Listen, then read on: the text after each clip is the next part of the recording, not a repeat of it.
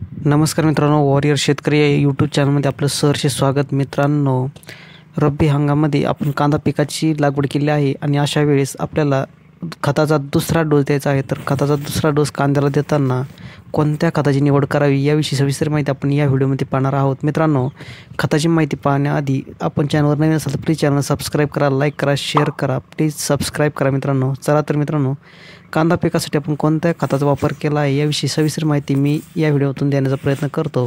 मित्रांनो, खताचा दुसरा डोस देताना आपल्याला कमी नत्रयुक्त खते द्यायचे आहे, जेणेकरून कांद्याची अति जास्त वाढ न होता कांद्याची जाडी चांगली व्हावी. त्याचप्रमाणे कांदा रुंद व्हावा व गोल होण्यास मदत व्हावा यासाठी कमी नत्रयुक्त खते 10-26-26 असेल किंवा 12-32-16 यांची आपल्याला निवड करायची आहे. चला तर मित्रांनो, त्या पॅक पाहूयात. मित्रांनो, खताचे दुसरा डोस देताना या किटचा वापर करायचा आहे, ज्यामध्ये पोटॅश महत्त्वाचा आहे. 1 एकरसाठी 1 बॅग प्रति पोटॅशची निवड करायची आहे. त्याचप्रमाणे जैविक खतामध्ये आपल्याला टोटो या जैविक पॅकिंगची निवड केली आहे. 4 किलोची पॅकिंग आहे मित्रांनो, ही 600 रुपयाची. किंवा मित्रांनो, याला पर्याय दुसरा आहे, तो म्हणजे प्लॅन्टो. तुमच्याकडे जर टोटो नसेल तर प्लॅन्टो जैविक खते प्लॅन्टो तुम्ही घेऊ शकता. त्याचप्रमाणे मित्रांनो, बॅग झेरॉनचे आहे, पण यात 10-26 खत मी आणलेलं आहे. मित्रांनो, 10-26-26 प्रति एकर 2 बॅग, पोटॅशची प्रति एकर 1 बॅग, त्याचप्रमाणे टोटो किंवा प्लॅन्टोची 1 बॅग, 25 किलो प्लॅन्टोच्या 1 बॅग घ्यायची आहे 1 एकरसाठी. किंवा हे न उपलब्ध झाल्यास टोटो घेऊ शकता. 4 किलोची पॅकिंग 2 घेऊ शकता.